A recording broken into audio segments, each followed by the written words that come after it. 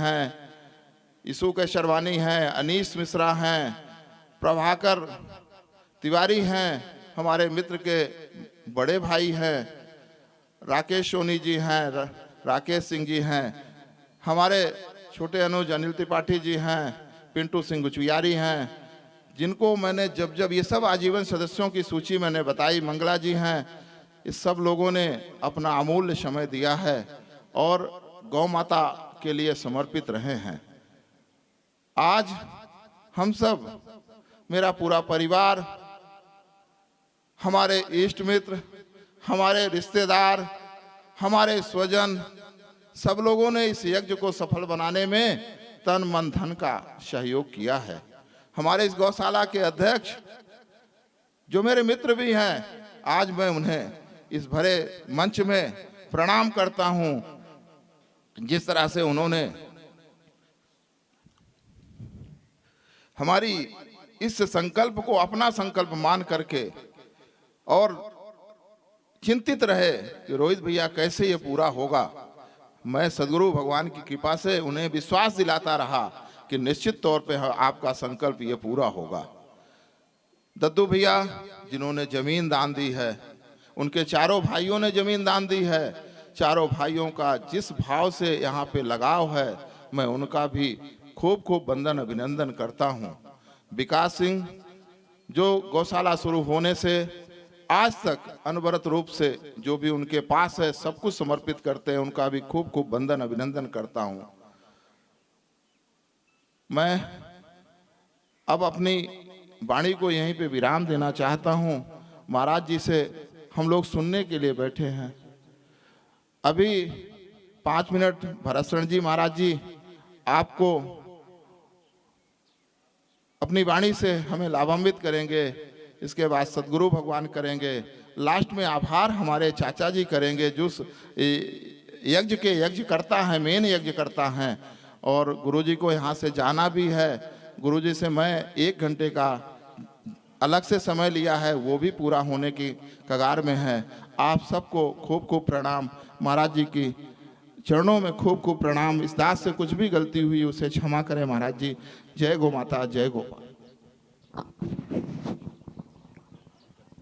हरि ओम। नमो गोभ्यः श्रीमतीभ्यः सौरभेभ्यः च नमो ब्रह्मसुताभ्यश्च पवित्राभ्यो नमो नमः। वाञ्छाकल्पतरुभ्यश्च कृपासिन्धुभ्य एव च पतितानां पावनेभ्यो वैष्णवेभ्यो नमो नमः। मंच पर विराजमान पूज्य स्वामी जी महाराज के चरणों में खूब खूब दंडवत प्रणाम करते हुए, बंदों प्रथम महीसुर चरणा सभी ब्राह्मणों के चरणों में खूब खूब दंडवत प्रणाम करते हुए, अखिल गोवंश को प्रणाम करते हुए, आप सबके हृदय में जो भगवान सीताराम जी विराजमान हैं, नारायण विराजमान हैं, उनको भी खूब खूब दंडवत प्रणाम करते हुए, हम लोगों का परम सौभाग्य है क्योंकि हमको तो महाराज जी को ही सुनना है। अब गुरुदेव भगवान का आदेश हुआ है तो ये दास भी कुछ कह दे। बाकी दास तो कथा आपको सुनाई रहा श्री भक्तमाल जी की। भक्तमाल जी की और गो भक्तमाल दोनों को मिला जुला करके तो ये दास ने कहने का कुछ प्रयास किया और हम लोगों ने उसी क्रम में संत श्री माधव दास जी का चरित्र, धन्ना जाट जी का चरित्र, अन्य गो भक्तों की राजा दिलीप की कथा हम लोगों ने इन पिछले 4 दिनों में हम लोगों ने श्रवण करी है। देखिए नारायण, निवेदन सिर्फ यही है कि इस कार्यक्रम का केवल और केवल एक ही उद्देश्य था। इस दास के मन में यही भाव था। हमारे डॉक्टर रोहित तिवारी जी, जो मैं देख रहा हूँ पिछले 1-2 महीने से खूब लगातार प्रयास में लगे हैं और इन पिछले 5 दिनों में तो हमको लगता है उन्होंने ठीक से नींद भी नहीं ली है। महाराज, केवल एक ही उद्देश्य है कि गौ माता की रक्षा हो और ये जो अनुष्ठान हम लोग कर रहे हैं ये निर्विघ्न संपन्न हो और जो हमारा लक्ष्य है वो पूरा होना रहे। तो निश्चित ही पूज्य गुरुदेव भगवान का आगमन इस बात का संकेत है कि कार्यक्रम हमारा एकदम सफल हो गया है और खूब आनंद पूर्वक हो गया है। ये सफल है कार्यक्रम। नाम जप जो हो गया, क्योंकि भगवान पूर्ण है तो भगवान का नाम कैसे अपूर्ण हो सकता है, वो भी पूर्ण है। जितना हुआ जितना और हो जाएगा सब पूर्ण ही पूर्ण है। महाराज जी ने हम लोगों को संकेत किया है कि किस प्रकार से हम इसकी संख्या की पूर्ति कर सकते हैं।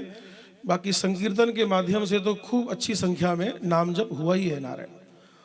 जो जप की एक विधि है उसको कैसे पूरा किया जाएगा, तो पूज्य महाराज जी ने हम लोगों को संकेत किया है और हम उसी क्रम को पूरा करने का प्रयास भी करेंगे। आज कार्यक्रम के विश्राम का दिवस है। 5 दिवसीय ये कार्यक्रम रखा गया था। मैंने डॉक्टर साहब को बोला कि थोड़ा होली के तुरंत बाद ये कार्यक्रम रखा गया, क्योंकि समय इसी हिसाब से मांगा गया था, क्योंकि मेरी 22 तारीख से कथा लगी हुई थी इसलिए कह रहे हैं कि अब वो कथा पोस्टपोन्ड हो गई है। तो इस कारण से, नहीं तो इसको हम 2 दिन और आगे सरका करके थोड़ा सा और इसको 7 दिन का भी कर सकते थे, लेकिन वो जैसी राम जी की इच्छा हुई है सोई जो राम रचि राखा, उसी भाव से तो जो है जैसा है बहुत आनंद है। और मुझे श्रीमद् भागवत जी की बात याद आती है कि यज्ञ के बाद में अगर भगवान का नाम संकीर्तन कर लिया जाए तो वो उसकी पूर्ति हो जाती है। और ठीक इसी प्रकार से आज यही मन में भाव आ रहा है कि इस कार्यक्रम की, इस विश्राम की बेला में पूज्य महाराज जी का आगमन हो गया है, तो ये निश्चित ही पूर्णता का ही संकेत है। इसमें हम दास के मन में तो यही भाव है। बाकी तो अपने हृदय के भाव मैंने महाराज जी के चरणों में रखे हैं। और बाकी आप तो दास को सुन ही रहे हैं 4 दिन से, और आज भी हम लोग 3 बजे से और 6 बजे तक श्री भक्तमाल जी की कथा का आनंद लेंगे। बिना भक्तमाल भक्ति रूप अति दूर है, इसी भावना से भक्त भक्ति भगवंत गुरु चतुर नाम बपु एक, इनके पदवंदन किए नाशहि विघ्न अनेक। इसी भाव को धारण करते हुए हम अपनी वाणी को विश्राम दे रहे हैं, क्योंकि हम तो सुनाएंगे ही आपको अभी थोड़ी देर बाद।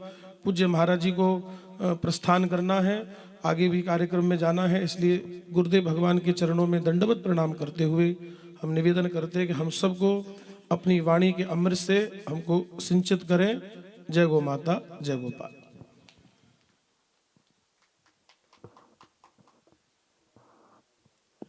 नारायण नारायण नारायण।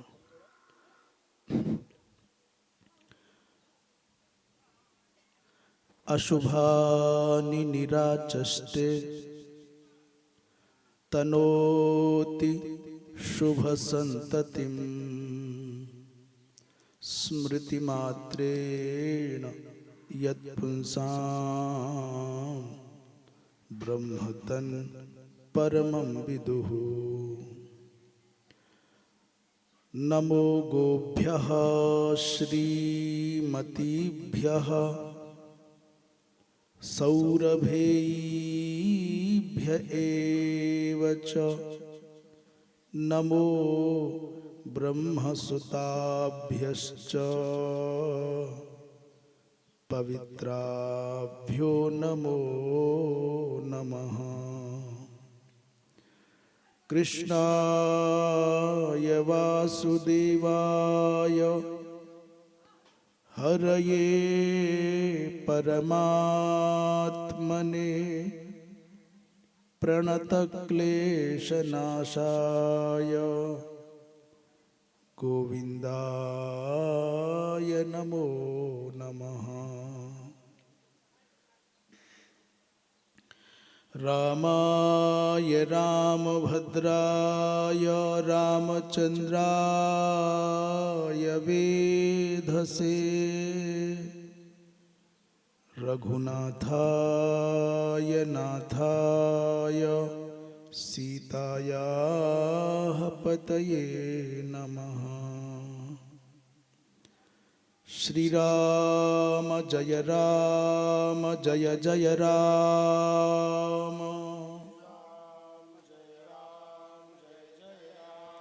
श्रीराम जय राम जय जय राम।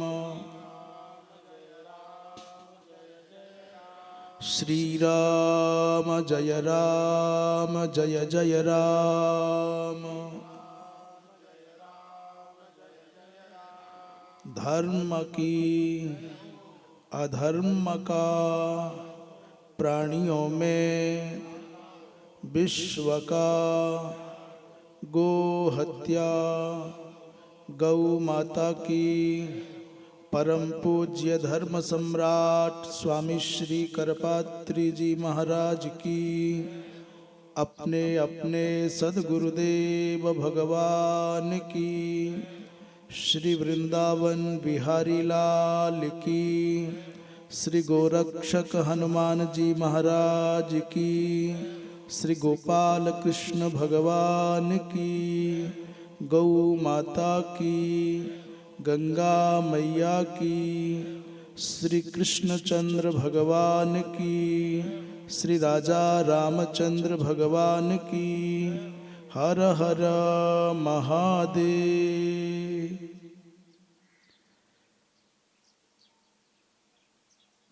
ये पवित्र तीर्थभूता गोचर भूमि गोतीर्थ भगवती गौ माता के चरणों की पावन रज से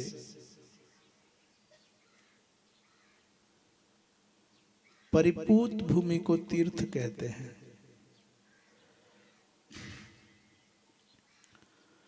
उस पवित्र तीर्थ में गोभक्तमाल भक्तमाल सम्मिश्रित गोभक्त महापुरुषों की महिमा से समन्वित जो पवित्र आख्यान आप श्रवण कर रहे हैं, उस भक्ति रस प्रवाह के प्रवाहक प्रसारक भक्त हृदय गो भक्ति भावान्वित चित्त श्री भरत शरण जी महाराज, उनका समग्र परिकर आचार्य वृंद, इस पवित्र सपाद कोटि विजय मंत्र जपानुष्ठान के अनुष्ठाता यजमान की भूमिका में सांवैधानिक लोकतांत्रिक पद्धति से इस क्षेत्र का प्रतिनिधित्व कर चुके श्री श्यामलाल जी द्विवेदी,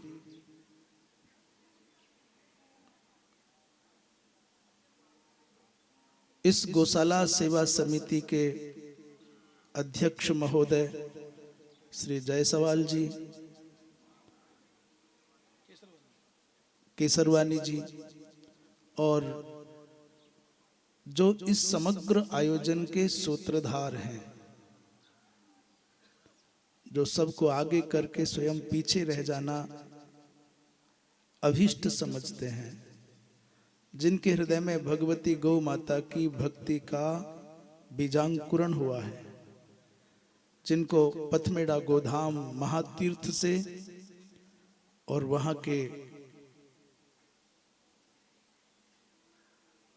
अधिष्ठाता परम श्रद्धेय पूज्य श्री पथमेड़ा महाराज के सानिध्य से जिनको पावन प्रेरणा प्राप्त हुई है, ऐसे भैया रोहित जी, उनका समग्र मित्र मंडल, उनका परिवार, उनके बंधु बांधव, उनसे प्रेम करने वाले सभी गोभक्त महानुभाव, और इस अवसर पर उस विभूति को कैसे भूल सकते हैं जिनकी स्मृति में उनके वंश परंपरा के उदार मना महानुभावों ने गौ सेवा के निमित्त भूमि दान की है।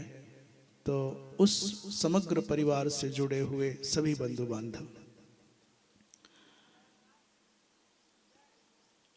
और जो भी शिष्ट विशिष्ट प्रतिष्ठित महानुभाव हैं, जिनके हृदय में गोभक्ति का भाव जागृत है, वो उपस्थित माताएं, बहनें, भाई बंधु, यद्यपि भक्तमाल के माध्यम से गो सेवा में जिनका समग्र जीवन समर्पित रहा, ऐसे दिव्य चरित्रों का आप महिमा श्रवण कर रहे हैं, तथापि ये बात समझ लेनी चाहिए सनातन धर्मावलंबियों को, हम हिंदू कहें तो उसका अर्थ लगाना सनातनी हिंदू कह रहे हैं, और सनातन धर्मी कहें तो समझ लेना हम सभी गोभक्त हिंदुओं को संबोधित कर रहे हैं। और हम जब सामान्यतया मनुष्य कहें तो भी अर्थ लगाना, चाहे जिस देश का व्यक्ति हो और चाहे जिस भाषा का व्यवहार करने वाला हो और चाहे जिस संस्कृति जिस उपासना पद्धति में वो अभिरत हो, पर हमारा आशय है कि जिसके हृदय में गौ माता के प्रति श्रद्धा का भाव है, हम उनको संबोधित कर रहे हैं। देश क्या है, भाषा क्या है, जाति क्या है, वर्ण क्या है, व्यवसाय क्या है, इससे हमारा कोई तात्पर्य नहीं। जिस किसी के भी चित्त में गौ माता के प्रति श्रद्धा का भाव है, वो भले ही आज किसी और देश में हो, चाहे भले ही किसी और वर्ण में हो, चाहे भले ही किसी और उपासना पद्धति में हो, चाहे किसी मजहब में हो, चाहे रिलीजन में हो, वो सिद्ध करता है कि उसका पिछले जन्मों में गौ से कोई गहरा नाता रहा है। हमारे वेदों में भगवती गौ माता को अग्निया कहा है। गौ माता के अनेक नाम हैं, उन नामों में एक नाम है अग्न्या। बोलो क्या नाम है?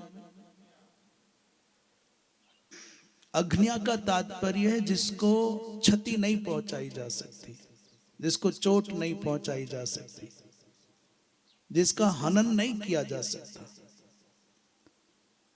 हम पौराणिक आख्यानों का आश्रय लेकर के स्मरण करावें और चाहे हमारी सामाजिक पारिवारिक संस्कृति का चिंतन बतावें, पानी पीती हुई गाय को रोका नहीं जा सकता था।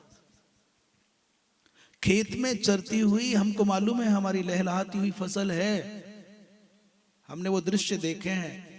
गाय को हटाने जाने वाले, गाय को हटाने जा रहा है तो बड़े बूढ़े कहते नहीं, गाय को नहीं हटाना।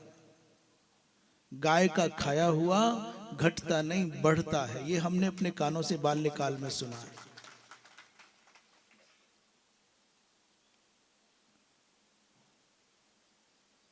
हमारा साधु का और गाय का खाया हुआ बोले घटता नहीं, वो बढ़ता है।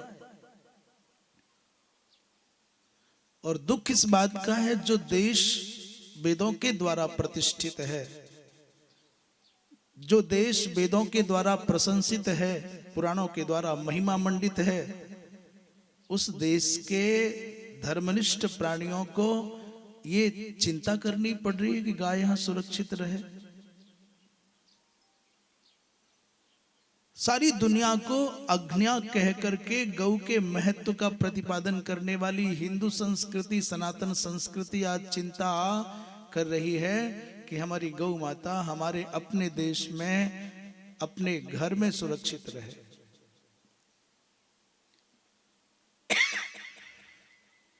सरकारों में बैठे हुए जो लोग हैं वो धार्मिक भी हैं, ऐसा अपने आचरण से, अपने व्यवहार से, अपने वक्तव्य से वो सिद्ध भी करना चाहते हैं।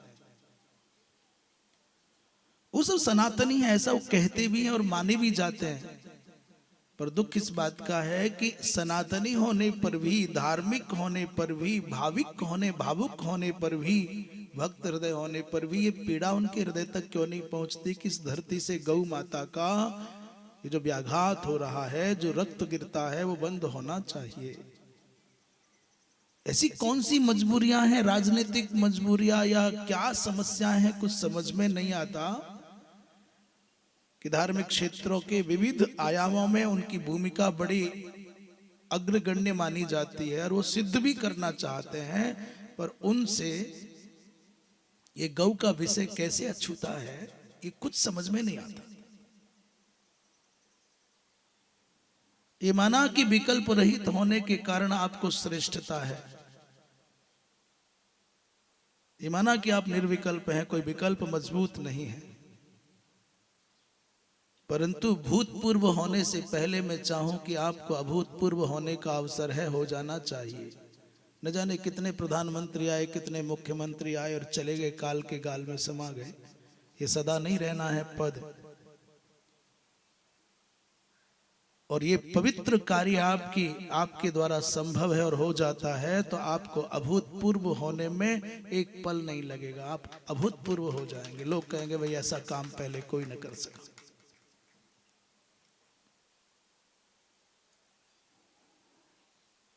कोई पुराण ऐसा नहीं जहां भगवती गौ माता की महिमा का वर्णन ना हो। गौ माता का एक भी अवयव, एक रोम ऐसा नहीं जो मनुष्य को उपकृत करने में सक्षम ना हो। गोसु अर्थवत्ता, गोसु अर्थवत्वम, माने किसी को धनिक होना है, संपन्न होना है, तो उसको गौ माता की शरण लेना चाहिए। एक संभवतः दोहा है, उसमें धनिक होने के कुछ मापदंड बताए हैं। अंत में कहा, जब आवे संतोष धन सब धन धूरी समान। वहां संतोष की महिमा का मंडन किया गया, पर जब धनिक कौन है ऐसा विवरण देना प्रारंभ किया तो रचनाकार ने कहा गोधन। सबसे पहले कहा कि गोधन, फिर गज धन, फिर बाजी धन, और अंत में कहा और रतन धन खान। और दुर्भाग्य देखो हमने क्या किया है, सबसे पहले रतन को हम धन माने हुए हैं। जिसके पास में हीरा है, मोती है, माणिक्य है, स्वर्ण है, वो धनवान है। परंतु ये रचनाकार कहते हैं सबसे पहला धन संसार में कोई है तो गोधन है। आप जितने लोग बैठे हैं आप देख लेना, जिसके द्वार पर, जिसके आंगन में, अपने घर के आंगन में वेद लक्षणा भारतीय परंपरा की गोमाता होगी, मैं कहता हूं वो बड़े बड़े अरबपतियों से बड़ा संपन्न और साधन संपन्न और धनवान और धन्य होगा। जिसके आंगन में, जिसके घर में गाय है वही धन्य है, वही धनवान है और वही धनी है। गोधन, अभी क्या हो गया कि दूसरे जो माणिक्य है, जो स्वर्ण आदिक है, उसको लोग धन की दृष्टि से श्रेष्ठ मानते हैं। फिर घोड़े को, फिर हाथी को मानते हैं। इसके घर पर तो हाथी है, उसके घर तो घोड़ा है। जिसके घर पर गाय है उसकी चर्चा नहीं कर रहे। जबकि मनुष्य की श्रेष्ठता का मापदंड गौ से आरंभ होता है। जब तक हिंदू इस बात को नहीं समझेगा, जब तक सनातन धर्मावलंबी इस बात को नहीं समझेगा कि गौ हमारे जीवन के लिए अपरिहार्य है, आपकी धार्मिकता का कोई एक भी भाग ऐसा नहीं, एक भी अनुष्ठान ऐसा नहीं जो गौ के बिना आप संपन्न करके दिखा सको।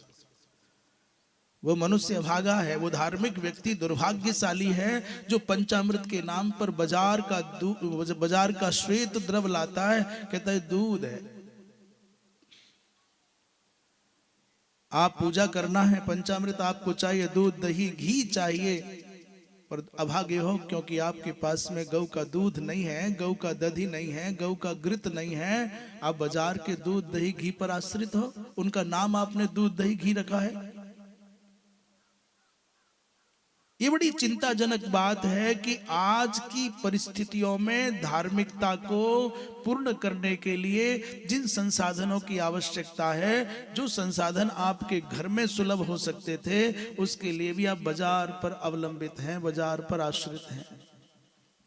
और जो वस्तु बाजार में पहुंच जाती है, उस वस्तु की पवित्रता सदा संदिग्ध रह जाती है, क्योंकि लाभ से लोभ जुड़ा हुआ है और लोभ से पाप जुड़ा हुआ है। जिसमें प्रति लाभ लोभ अधिकाई, ये जो लोभ है ना,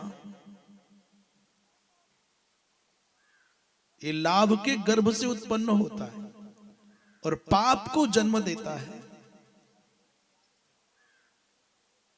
महाराज, ये अनर्थ के कारण हमारी पूजाएं अपवित्र होती चली जा रही हैं, हमारी आराधना अनुष्ठान अपवित्र होते चले जा रहे हैं। इसलिए भैया, गौ माता के महत्व को हिंदू नहीं समझे तो कौन समझेगा? क्या खिलाना चाहते हो अपने बच्चों को?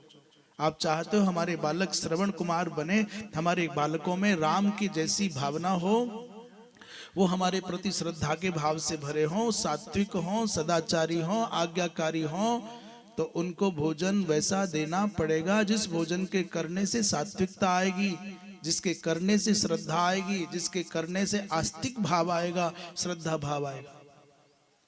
और तमोगुणी आहार करेंगे तो तामसिक हो जाएंगे। फिर आप रोते हो कि बालक तो अवज्ञा करते हैं, बालक तो उपेक्षा करते हैं, बालक सेवा नहीं करते। आप भोजन देना नहीं चाहते पवित्र और आचरण चाहते हो पवित्र, तो कैसे संभव है? सब जानते हैं, बहुत अति सरल और सामान्य बात है कि भैंस का बच्चा उठने में भी बहुत समय लगाता है, खड़े होने में बहुत समय लगाता है। उसकी चेतना में कितना कितना मंथर गति है। और गौ माता का बछड़ा जन्म लेते ही खड़ा हो जाता है, तुरंत दुग्ध पान करने लगे, इतना चिन्मय है। आप चाहते हो कि गौ वत्स के जैसी चिन्मय भाव हो, उसमें चैतन्य भाव हो, और आहार देना चाहते हो भैंसों के जैसा, तो कैसे होगा? बीमार हो जाने पर डॉक्टरों के यहाँ चक्कर लगाने में बड़े सुख का अनुभव करते होगे। मैं कहता हूँ यदि गौ से मनुष्य जुड़ जाए, वो साधु हो चाहे विरक्त हो चाहे गृहस्थ हो, गौ सेवा से जुड़े तो 90% बीमार होने के अवसर ही जीवन में ना आवे।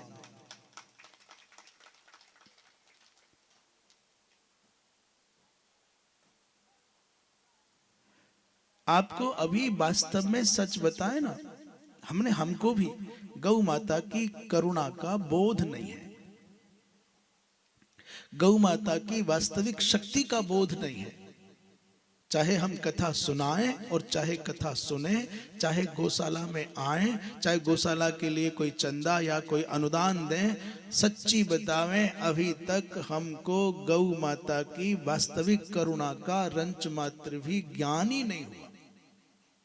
गौ कितनी करुणा परायण हो सकती है। मेरे जीवन की एक घटना बताऊं, उसमें मैं प्रत्यक्ष नहीं हूं।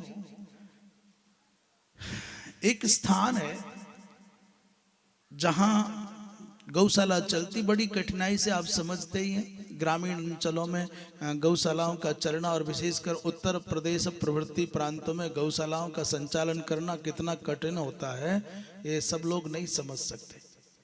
तो गौशाला संचालित हो गई। एक बालक था जिसको वो एक अक्षर नहीं पढ़ा हुआ,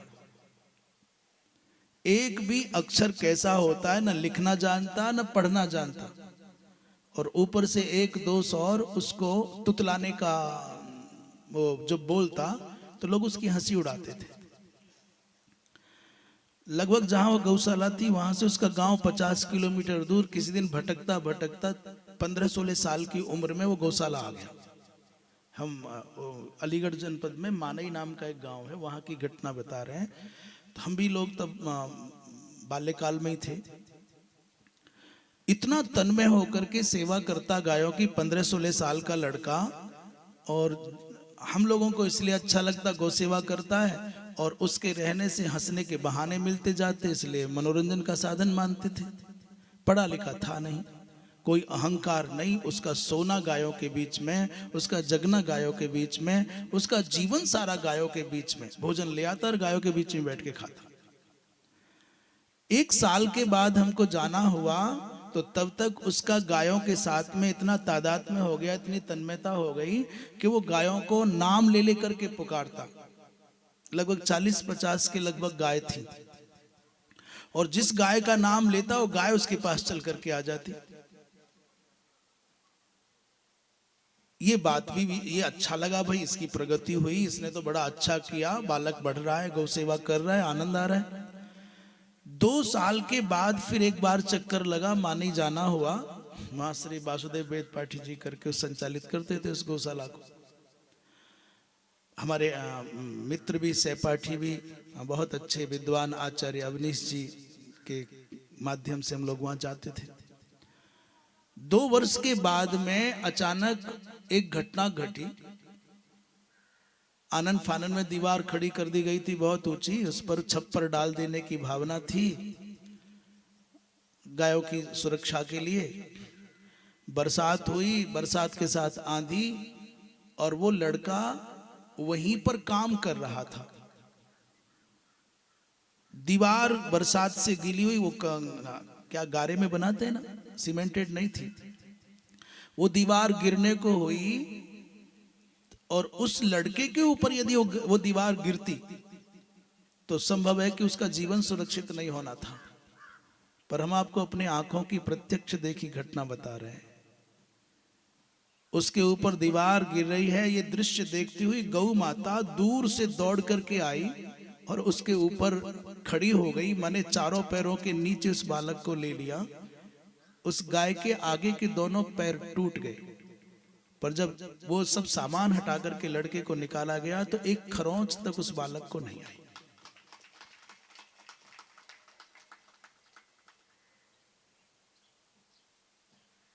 कौन कौन कह सकता है गाय की करुणा के बारे में? कौन शब्द दे सकता है? उस गाय के अपने दोनों पैर चले गए आगे वाले घुटने से। एक खरोंच तक उस बालक को नहीं आई। सेवा करने वाले से कितना प्रेम करती है गाय, इस बात को कोई हम कैसे जान पाएंगे?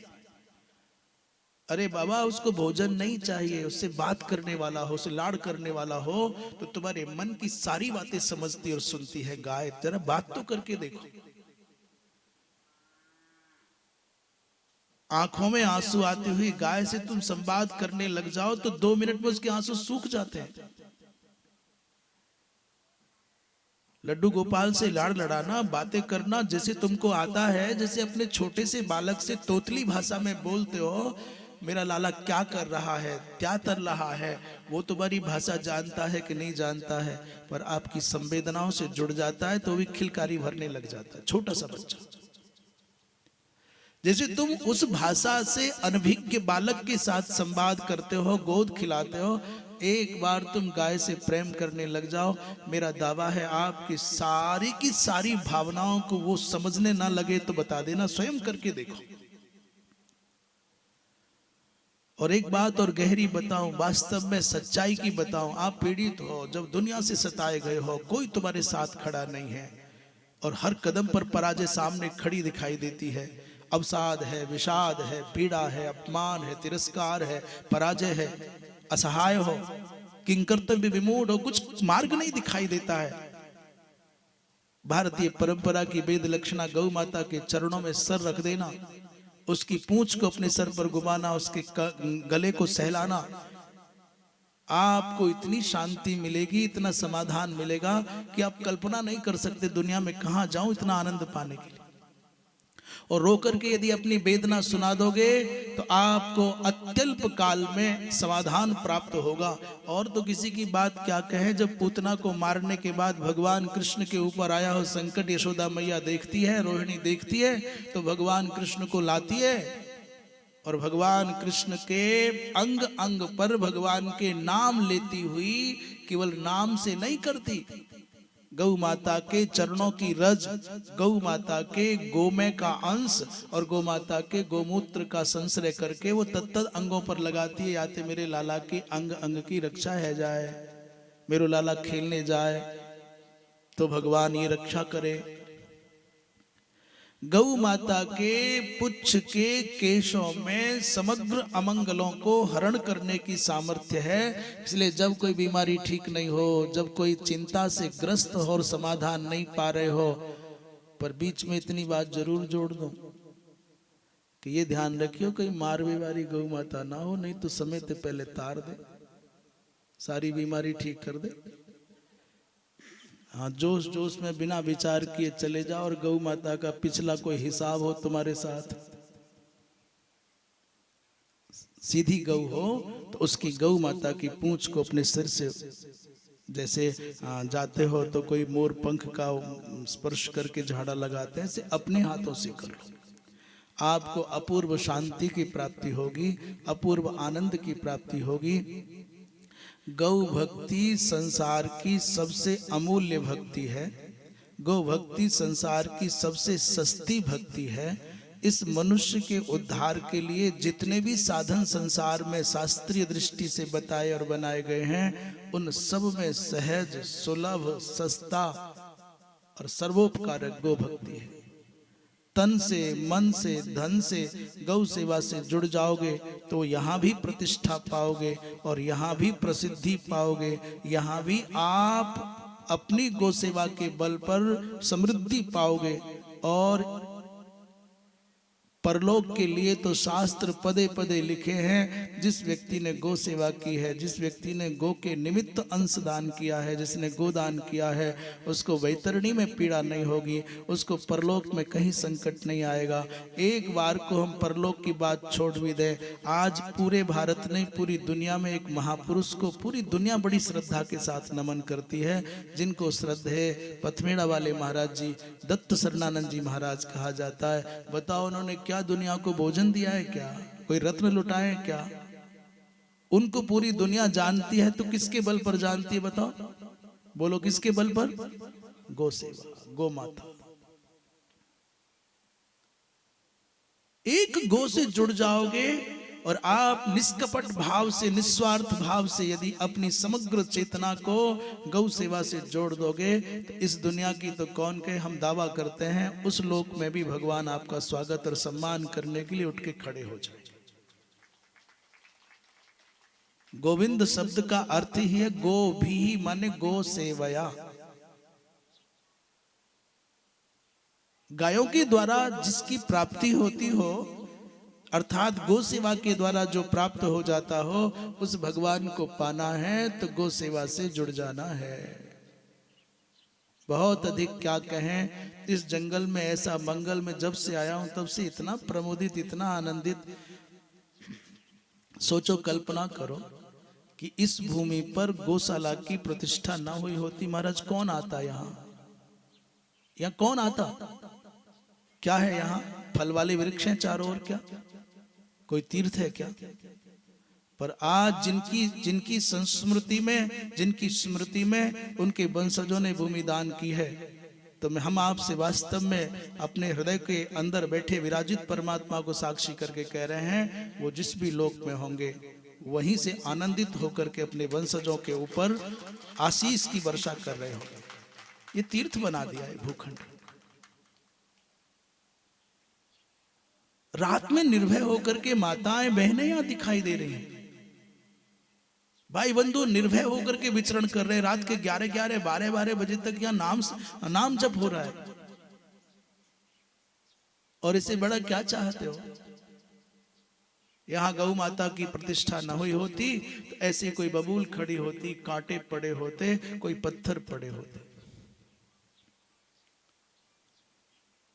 और इतने इतने लोग दूर दूर से चल करके यहाँ आ रहे हैं। महाराज कहाँ वृंदावन छोड़ करके यहाँ कथा करने आ रहे हैं। मैं सच कहूं कि इसका महत्व अभी सच्चे अर्थों में समझ नहीं पाए हम। गाय में कितनी सामर्थ्य है, कितनी करुणा है, और कितनी वो अपूर्व शक्तिशालिनी है, क्या नहीं कर सकती।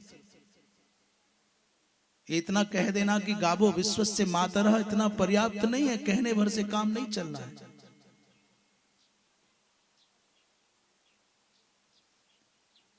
गो शब्द अपने आप में गति का प्रतीक है, सदगति का प्रतीक है, प्रगति का प्रतीक है। गो माने जाना। अंग्रेजी में भी गो का मतलब जाना ही है, और संस्कृत व्याकरण की दृष्टि से कहें देखें तो गमलरी गत्यर्थक धातु है, माने जाना।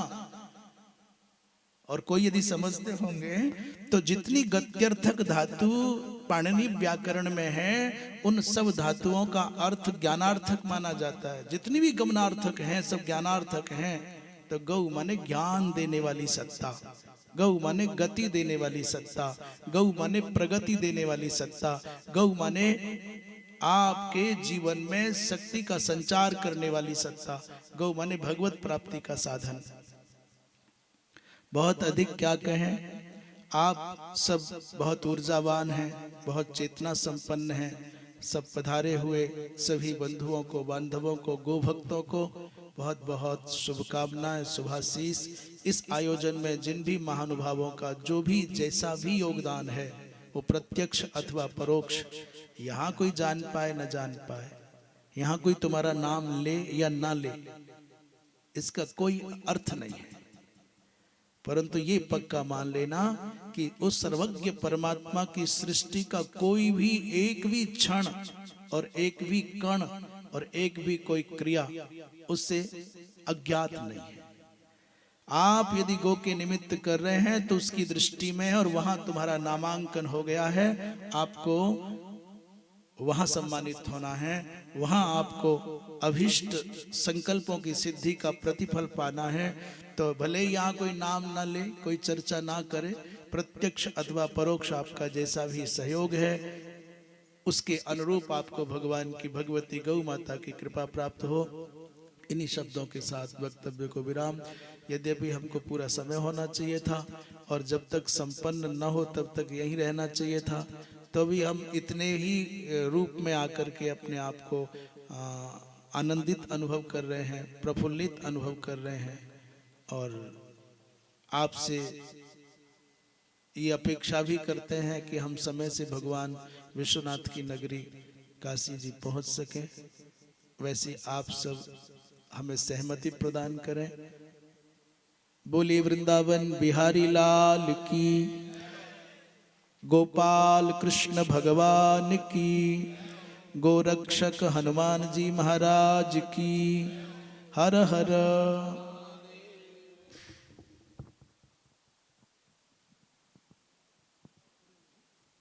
जी बस 2 मिनट में। हाँ मित्रों,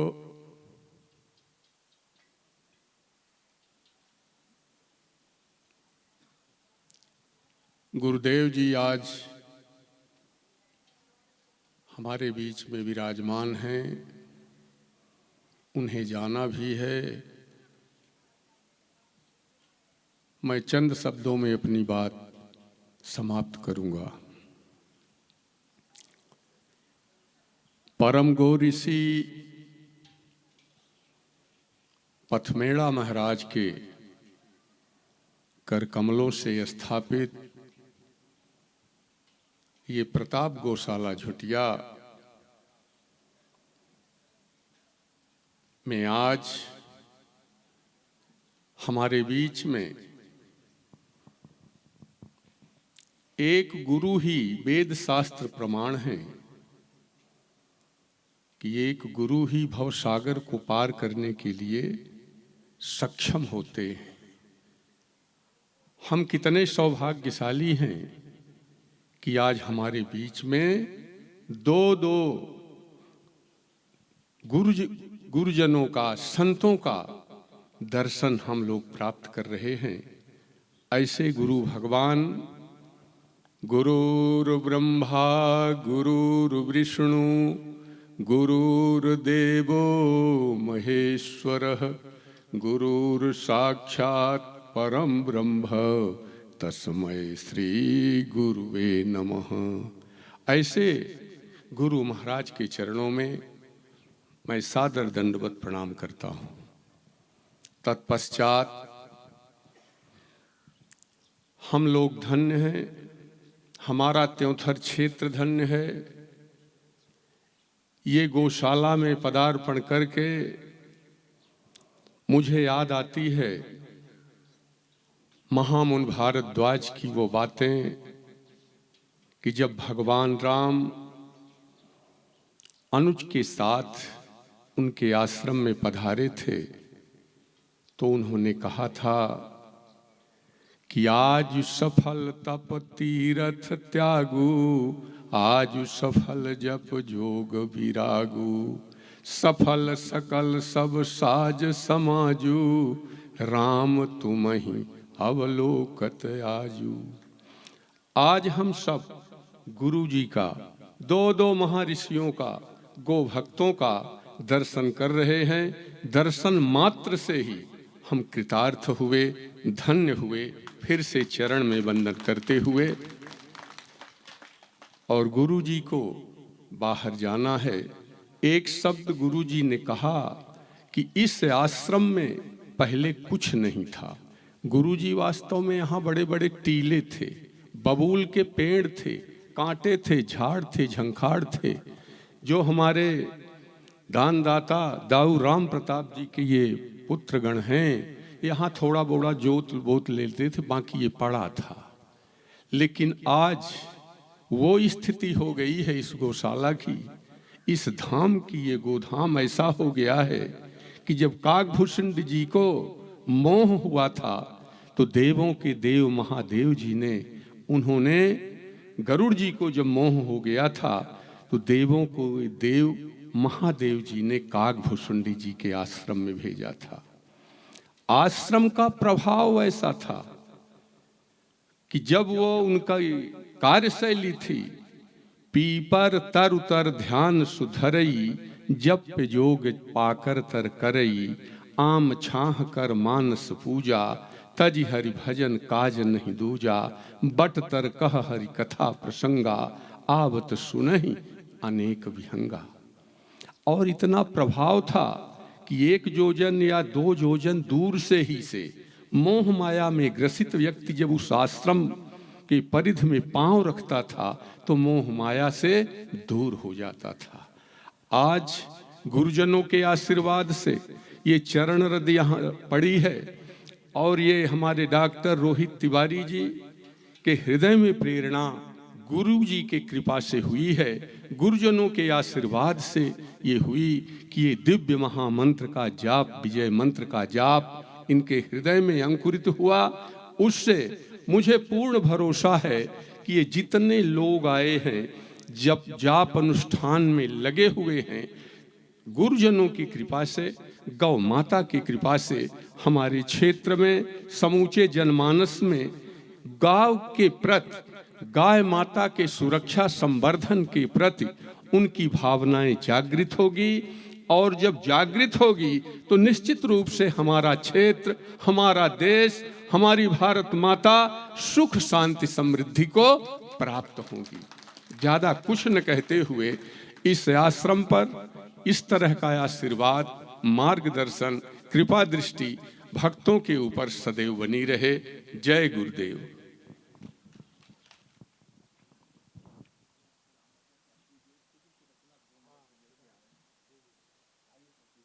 वृत्यार्तिहं प्रणतपाल भवाब्धिपोतं वन्दे महापुरुष ते चरणारविन्दं, वन्दे महापुरुष ते चरणारविन्दं। मैंने तो आंसुओं से लिखी है आज अर्जी, मैंने तो आंसुओं से लिखी है आज अर्जी। तू माने या न माने ये आपकी है मर्जी, तू माने या न माने ये आपकी है मर्जी। गुरु चरणों का आश्रय लेकर के एक छोटा सा अपना उद्गार गुरु चरणों में समर्पित करते हुए माँ गौ माता का आशीर्वाद हम सब गुरु कृपा से प्राप्त कर रहे हैं, स्वीकार किया जाए, यही मेरी आशा है।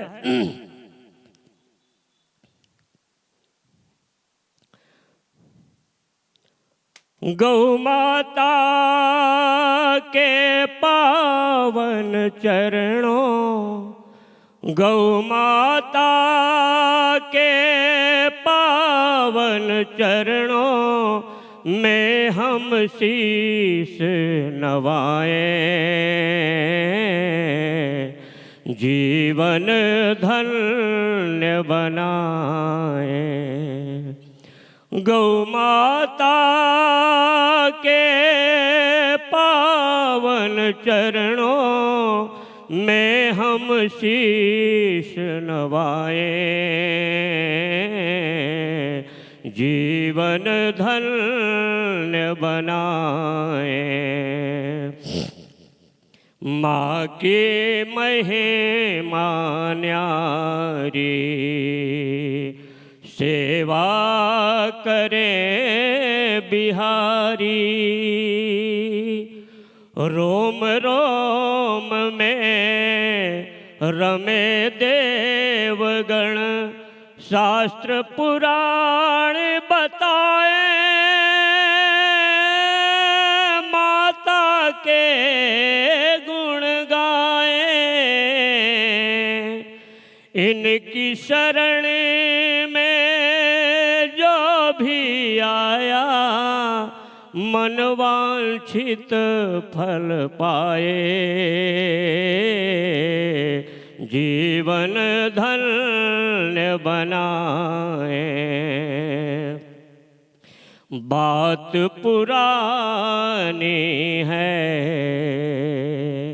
एक कहानी है। रघुवंशी राजा दिलीप ने गौ सेवा अपनाए, गुरु के वचन निभाए। गौ माता के चरण धूल जो मस्तक तिलक लगाए, हर संकट मिट जाए। दर दर फिरती गैया, अरे आओ कृष्ण कन्हैया। तेरी श्यामा तुम्हें पुकारे, नैनन नीर बहाए। दर दर ठोकर खाए, मुरलीधर मनमोहन अब तो दुखड़ा सहा न जाए।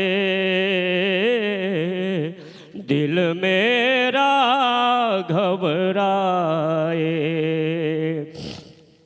अब आओ गिरधारी, संकट हरो मुरारी। रोहित तेरी राह निहारे, सुन लो अरज हमारी। हे गोवर्धन धारी,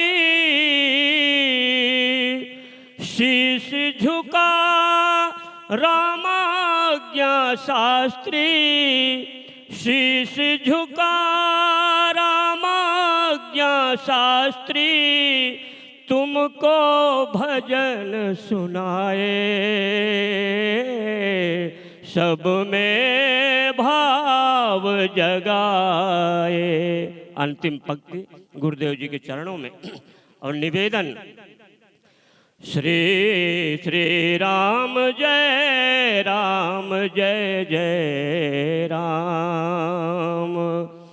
जपो हमेशा पावन नाम, विजय मंत्र का जप हम करते। श्री हनुमंत शिवा शिव जपते। श्री राम जय जय राम। प्रभु राम का पावन नाम, अपनी शरण में प्रभु लगाओ। निज करुणा बरसा, निज करुणा बरसाओ। अरे गुरु कृपा यदि होवे रोहित, गुरु कृपा यदि होवे रोहित। श्री राम राज्य आ जाए। अरे काया सफल हो जाए। गौ माता के पावन चरणों में हम शीश नवाए। जीवन धन्य बनाए। इन्हीं आशाओं के साथ में